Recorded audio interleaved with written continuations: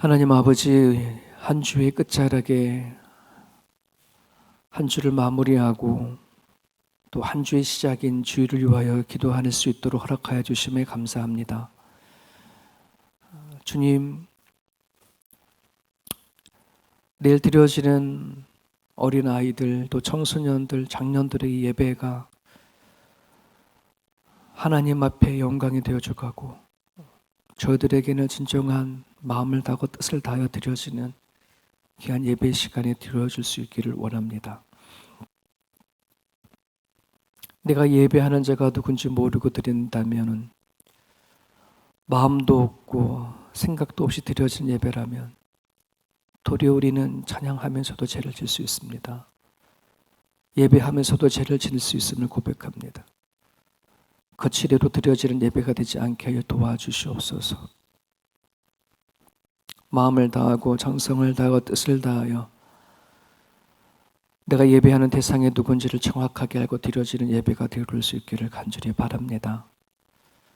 하나님, 우리 교육부의 예배 또한 기억해 주시고 선생님들이 기도하며 아이들을 앞에 서서 가르칠 때마다 그 아이들의 마음이 가라지고 그 마음이 밭이 오토밭이 되어져서 하나님의 말씀들을 잘 품을 수 있는 자녀 되어올 수 있도록 주께서 인도하여 주시옵소서.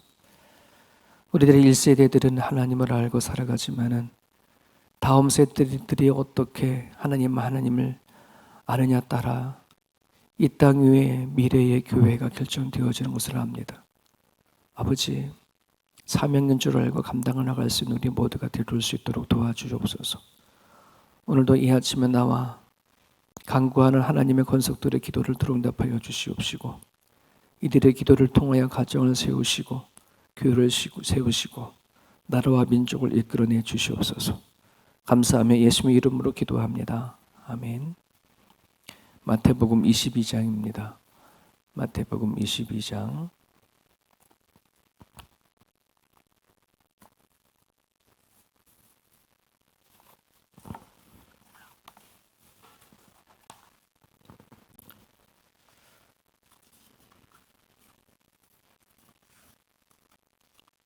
1절에서부터 14절까지 우리 같이 읽겠습니다. 1절에서 14절입니다. 예수께서 다시 비유로 대답하여 이르시되 천국은 마치 자기 아들들을 위하여 혼인잔치를 베푼 어떤 임금과 같으니 그 종들을 보내어 그 청한 사람들을 혼인잔치에 오라 하였더니 오기를 싫어하거늘 다시 다른 종들로 보내며 이르되 청한 사람들에게 이르기를 내가 오찬을 준비하되 나의 소와 살진 짐승을 잡고 모든 것을 갖추었으니 혼인잔치에 오셔서 하라 하였더니 그들이 돌아보지도 않고 한 사람은 자기 밭으로 한 사람은 자기 사업하러 가고 그 남은 자들은 종들을 잡아 모욕하고 죽이니 임금이 노하여 군대를 보내어 그 살인한 자들을 진멸하고 그 동네를 불사르고 이 종들에게 이르되 혼인잔치는 준비되었으나 청한 사람들은 합당하지 아니하니 네 거리 길에 가서 사람을 만나는 대로 혼인잔치에 청하여 오라 한데 종들이 길에 나가 악한 자나 선한 자나 만나는 대로 모두 데리고 오니 혼인잔치에 손님들이 가득한지라. 임금이 손님들을 보러 들어올세 거기서 예복을 입지 아니한 사람을 보고 이르되 친구여 어찌하여 예복을 입지 않고 여기 들어왔느냐 하니 그가 아무 말도 못하거늘 임금이 사원들에게 말하되 그 손발을 묶고 바깥 어두운 데에 내던지라. 거기서 슬피 울며 이를 갈게 되리라 하리니 청한 받은 자를 많되 택함을 입은 자는 적으니라. 아멘. 아멘. 청함을 받은 자는 많되 택함을 입은 자는 적다. 하나님의 부름을 받은 사람들은 많으나 택하여져서 하나님의 나라에 들어온 사람들은 적다. 우리가 생각한 것보다 좀 다르죠. 그냥 하나님의 부름을 받고 다 교회 안에 들어오면 다 구원받을 거라 생각이 되는데 성경은 그렇지 않다라고 얘기를 합니다. 그래서 우리는 잘 믿어야 합니다. 예수님 잘 믿으십시오. 오늘 1절에 보면 예수께서 다시 비유로 대답하여 이르시되 다시 이 세 번째 지금 비유를 얘기하시는 거예요. 누구에게 하냐 그러면 유대 종교 지도자들에게 비유를 세 번째로 하는 겁니다. 첫 번째 비유는 두 아들의 비유였습니다. 두 아들이 있는데 한 아들은 아버지의 일을 돕겠다 말론 하고 가진 않았고, 다른 아들은 안 하겠다 했지만 다시 회개하고 가서 일을 했던 그 아들의 차이. 그래서 불순종을 지적을 했습니다. 유대 종교자들에게 가꾸시고는 불순종에 대한 지적을 했고, 또 하나의 이 비유는 포도원 주인과 악한 농부, 어제 본문이었죠. 그거를 통해서 예수님을 거절한 데에 대한 심판을 그들에게 비유로 말씀을 드렸고, 오늘 세 번째로 비유를 얘기를 합니다. 이 세 번째 비유는 유대 종교 지도자들이 예수님께서 성전을 정화시키고 그곳에서 사람을 치료하고 또 가르치는 그 사역을 하는 일들에 대해서 도대체 너는 무슨 권위로 이런 일을 하느냐 하는 것에 대해서 예수님 그들이 얼마나 강박한지에 대한 그 강박함을 드러내기 위해서 오늘 세 번째 혼인잔치의 비유를 얘기를 해주십니다. 그래서 2절에 보면 천국은 마치 자기 아들을 위하여 혼인잔치를 베푼 어떤 임금과 같다. 이걸 중간에 딱 빼버리면 천국은 임금과 같다 이런 말이 되겠죠. 천국은 임금과 같다. 즉 임금이 어떤 마음이냐에 따라 하나님의 나라는 이루어지는. 여러분 오늘 우리들이 하나님의 나라를 생각했었을 때에 내가 어떠냐에 대한 초점이 아니라 하나님이 나에게 어떤 분이냐, 이게 그거 내 안에 하나님의 나라를 결정지어지는 중심이 되어지거든요. 그러니까 우리가 좀 사고를 좀 바꿔야 돼요. 하나님의 나라가 내 안에서 내가 어떻게 하냐에 따라 하나님 나라가 이루어지는 게 아니라 하나님이 내 안에 어떻게 역사하느냐에 따라 달라진다는 거예요. 천국은 임금과 같은 거예요. 자, 이 임금이 어떤 일을 하냐 그러면 아들, 하나밖에 없는 아들을 장가를 보내는 혼인잔치에 사람들을 초대를 했습니다. 여기서 청한 사람들은 누굴까요? 이미 구약시대 때의 선민사상인 이스라엘 백성들, 유대인들 포함되지만 조금 더 구체적으로 말하면 유대 종교 지도자들, 그들에게 다 이제 오라고 요청을 했죠. 그런데 오기 싫다고 합니다. 왜 오기 싫을까요? 오지 않는 이유로 5절에서 얘기합니다. 자기 밭으로, 자기 사업 때문에 밭에 가서 일을 해야 되고 밀린 사업이 있어서 못 간다. 여러분 그 세례 요한이 왔었을 때, 먼저 예수님보다 왔었을 때에도 유대 종교자들은 그들을 어쩌면 세례 요한이 먼저 예수님보다 앞서서 온 것이 하나님의 나라에 대한 초대장과도 같은 역할을 했던 사람이 세례 요한이었거든요. 근데 그를 완전히 거부를 했죠. 거부를 하고 세례 요한뿐만 아니라 결국은 예수님까지도 못 박혀 죽었으니 이 얘기를 이제 오지 않겠다고 표현을 한 것입니다. 자기 밭에 또 자기 사업으로 그것 때문에 자기네들은 오지 않았다. 왕은 지금 자기들이 초대한 사람들을 위해도 소도 잡고 짐승을 잡아서 많은 돈을 투자를 하고 해서 그 사람들을 잘 먹이고 입히고 하려고 했는데 그들은 오지 않았다라고 얘기를 하고 있습니다. 오늘 이 이야기에서 무엇을 얘기하고자 하냐면 하나님의 나라에 대한 가치 인식입니다. 여기서 중요한 단어가 자기 밭, 자기 사업이라고 표현합니다. 어쩌면 이 초청은 그 어떤 누구도 아니라 왕이 초청입니다. 왕이 초청했었을 때에 자기들에게 왕이 어떠한 존재인지 그걸 알았다면 자신이 받았던 초대장이 얼마나 대단한 것인지 이들이 알았다면 아마 그러지 않았을 거라고 생각이 되어집니다. 하지만 지금 이 첫 번째 부름을 받은 이 사람들은, 이 존재들은 자신의 현실의 문제가 그 어떤 것보다 더 크다라고 생각하기 때문에 그 초청을 거절해버리는 거죠. 이거는 비유 이야기지만은 오늘 이 말씀을 우리가 살아가는 오늘날 우리들이 적용해 버리면 여러분들 다 이해하실 겁니다. 하나님이 오늘날 우리들에게 끊임없이 이 세상을 향해서 부르시고 초대를 하고 초청을 하죠. 하지만 그 부름이 어떤 부름인지 전혀 알지 못하면, 하나님이라는 존재가 나와의 어떤 관계인 것을 인식되지 아니하게 되면 오로지 수많은 사람들은 내 일이 바쁜 겁니다. 내 현실이 더 크다라고 생각이 되어지는 거예요. 여러분, 이것이 얼마나 중요한 일인지를 여러분들은 기억을 하셨으면 좋겠습니다. 하나님을 믿는다는 것은 하나님의 나라의 초대에 응한 겁니다. 예스한 겁니다. 그렇다고 한다 그러면 하나님이 나에게 얼마나 위대한가, 그리고 하나님이 내 인생을 살아가는데 얼마나 중요한가 하는 그것을 드러내고 살아내야 합니다. 이것은 내가 하나님의 그 부르심에 대한 가치를 인식하고 살아가는 가장 중요한 그런 부분이기 때문에 그렇습니다. 저는 여러분들이나 무엇보다도 하나님 나라의 가치를 둔다는 것, 내가 갖고 있는 현실의 삶은 있습니다. 또 현실의 문제도 있고 내가 해야 할 일도 있습니다. 하지만 그것을 주고 또 그것을 우리들에게 허락하신 것은 오로지 하나님이라는 사실을 여러분들이 기억하실 수 있기를 간절히 바랍니다. 여러분, 7절 이후를 계속하게 보게 되어지면 초대한 사람들이 오지 않자 이 왕이 군대를 보냅니다. 군대를 보낼 정도의 힘이 있는 거예요. 자기 일 때문에, 반일 때문에, 자기 사업 때문에 못 온다고 했던 그 사람들을 힘으로도 밀어버릴 수 있는 파워가 이 왕에게 있다는 사실을 이들은 까마득하게 잊어버렸습니다. 군대를 보내서 동네를 불살라버리고, 그리고 그 종들을 보냈지만 다 잡고 모욕하고 죽였던 사람들을 다 죽여버리고 처리를 해버립니다.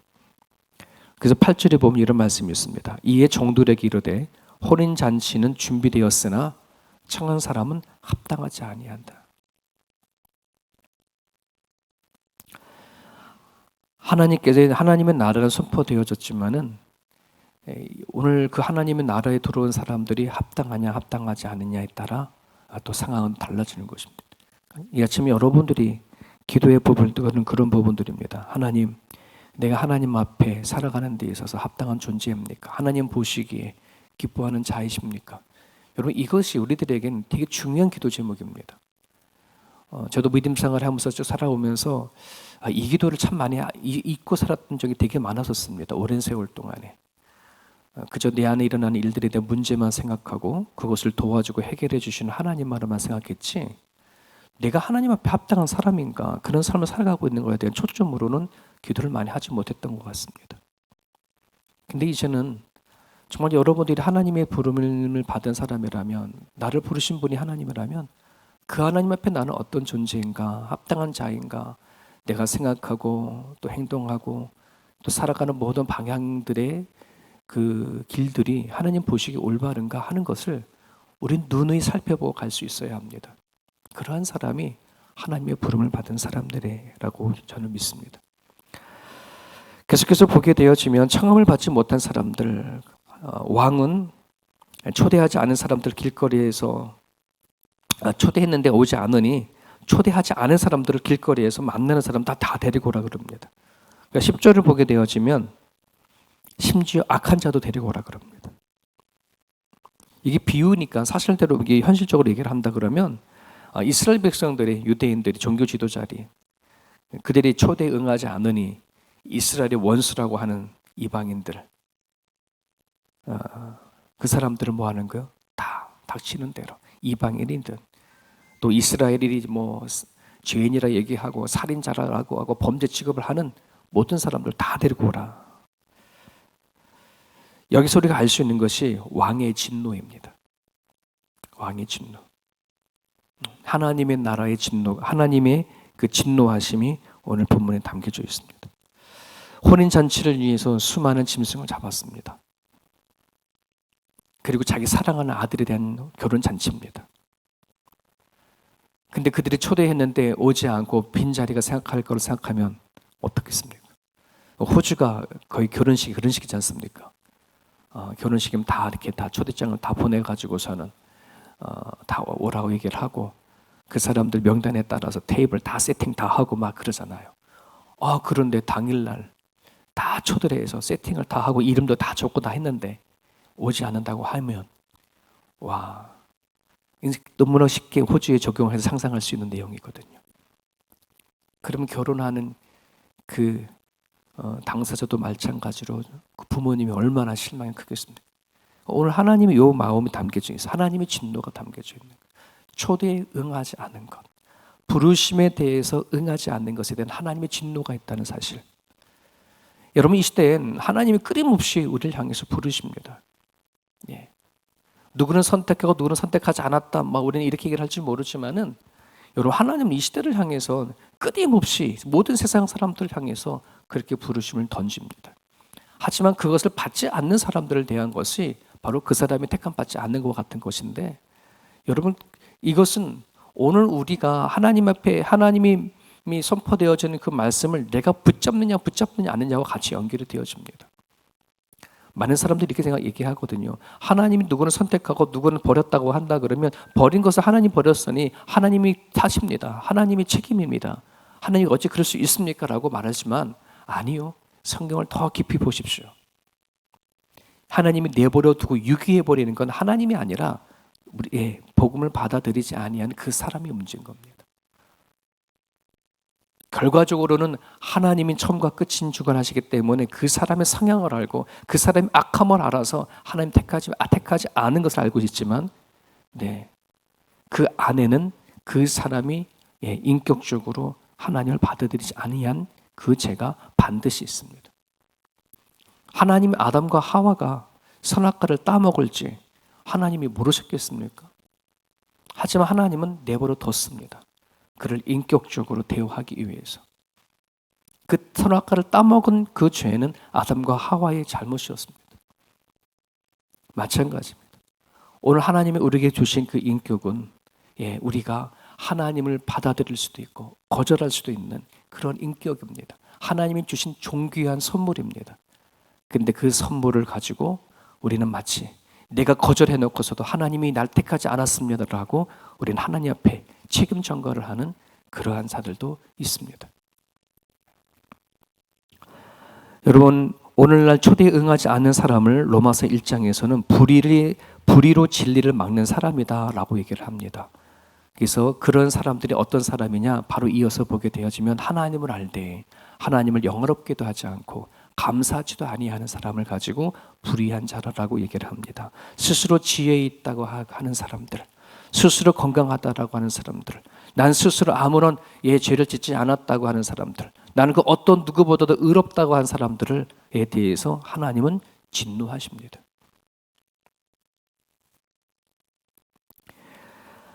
오늘 저는 여러분들이나 오늘 어떠한 존재인지를 알게 되어진다면 내가 하나님 앞에 믿음을 갖고 또 오늘 이 자리에 나와서 예배할 수 있다고 한다 그러면 하나님이 오늘 우리를 부르시고 나를 초대하시고 믿음을 주신 것이 길거리 가다가 그냥 죽은 것이 아니라 정말 엄청나고 대단한 부름이라는 사실을 기억했으면 좋겠습니다. 그래서 에베소서 1장에 보면은 바울이 에베소 교인들을 향해서 이렇게 기도해라. 너희들이 부름을 받은 소망이 얼마나 큰 것인지를 꼭 기도해라. 알기를 원한다라고 그렇게 당부를 했거든요. 오늘 새움교 성도들이 내가 하나님의 부름을 받아서 이 자리에 앉아서 기도하는 내가 얼마나 큰 은혜를 받았는지 얼마나 대단한 부름을 받았는지 이것을 알 수 있도록 여러분 기도해 주시면 좋겠습니다. 여러분이 구약 성경을 읽어보면은 엘리야나 예레미야나 이사야나 얼마나 위대한 선지자들이 가득가득 채워져 있습니까? 여러분 구약에 나오는 그 어떠한 선지자들보다도 오늘 우리가 하나님의 부름을 받은 것이 더 대단한 것입니다. 그거를 잊어버리고 살면 절대 내가 어떤 존재인지를 모르고 살아가는 것이거든요. 성경을 읽으면서 우리는 깨닫는 것입니다. 아, 내가 이러한 대단한 존재구나. 대단한 부름을 받았구나. 이러한 선택을 입었구나. 그 어떤 시대에 비해서 내가 부름을 받은 것이 얼마나 귀한 것인지를 깨달고 알고 살아가야 될 줄 압니다. 구약 시대를 한번 읽어보십시오. 어느 누가 당당하게 하나님 앞에 맞서 예수님의 이름으로 또 하나님의 이름으로 네, 1대1로 독대하고 기도했던 사람이 몇이나 되어집니까? 근데 오늘 우리들은 마음만 먹으면 얼마든지 하나님 앞에 나 기도할 수 있고, 마음만 먹으면 얼마든지 하나님 말씀에 순종하고 하나님 말씀을 통해서 우리는 살아갈 수 있다는 사실을 기억을 했으면 좋겠습니다. 여러분 11절을 보게 되면 임금이 손님을 불러 보러 들어올세 거기서 예복을 입지 아니한 사람을 보았다. 조금 의문이 들죠. 길거리 가가지고서는 보이는 대로 닥치는 대로 다 데리고 왔는데 아니 언제 예복을 준비할 틈이 있을까? 이런 생각도 해보고, 근데 그 중에 다른 사람은 다 예복을 준비해봤나 했나 봐요. 근데 한 사람은 예복을 준비하지 않아서 어두운데 손발을 묶이고 어두운데 내 던지고라 이렇게까지 얘기를 하고 있거든요. 여러분 이 유대인들의 혼인 잔치를 할 때에는, 큰 잔치를 할 때에는 혼주가 그 혼인 잔치에 초대하는 사람들에게 예복을 다 줬다라고 합니다. 예복을 입히도록 했다라고 합니다. 그 준 거죠. 창세기에 보게 되면 그 요셉이 형들을 만나고 그 잔치를 베풀기 전에 요셉이 그의 형들에게 옷을 다 각자 나눠주는 것을 보게 되어져요. 거기서도 확인해 볼 수 있는데 결혼식에는 그렇게 예복을 주는, 즉 이게 비유일지 모르지만 왕이 자기 아들을 위해서 잔치에 초대되어진 사람들에게는 이미 들어올 때든지 다 예복을 줬다는 말이에요. 그러면 이 예복이 비유인데 그럼 이게 도대체 어떤 것이냐? 갈라디아서 3장 27절에 보면 바울은 그 예복을 그리스도의 옷이다라고 얘기를 합니다. 그래서 누구든지 그리스도와 합하기 위하여 세례를 받은 사람은 그리스도로 옷 입었다라고 이렇게 표현을 하거든요. 그리스도로 옷 입었다라고 하는 말은 좀 구체적으로 뭐냐? 거룩한 삶을 표현을 하는 거거든. 즉 하나님의 나라에 들어와 혼인잔치에 참여할 수 있는 유일한 통과가 뭐냐? 거룩한 삶을 얘기하는 겁니다. 예수 그리스도로 인하여 삶. 이걸 좀 얘기를 해주시는 거거든. 오늘 저는 여러분들이나 하나님의 초대를 받았고 또 구원을 받은 그런 사람들이라면, 초대를 받았다고 한다 그러면 오늘 우리에게 정말 필요로 한 것은 거룩한 삶을 추구하는 것입니다. 우리들의 삶을 확인해 보는 겁니다. 과연 내가 살아가는 데 있어서 하나님 앞에 거룩하지 않은 삶을 살아가는 부분들이 무엇이 있을까? 무리한 삶이 무엇이 있을까?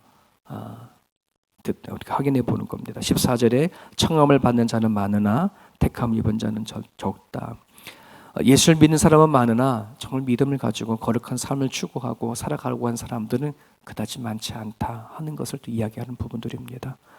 여러분, 우리들이 세문교 성도들이 하나님을 믿는 이 믿음이 표면적인 믿음이 되지 않기를 원합니다. 내면적인 믿음이 되어져서 정말 내 겉으로 드러나는 모든 삶들이 속과 안이 거룩한 하나님 보시기에 합당하고 거룩한 삶의 모습이 이룰 수 있도록 우리가 애쓰고 또 수고하고 또 하나님 앞에 매달리고 기도할 수 있는 저희와 여러분 모습이 되어졌으면 좋겠습니다.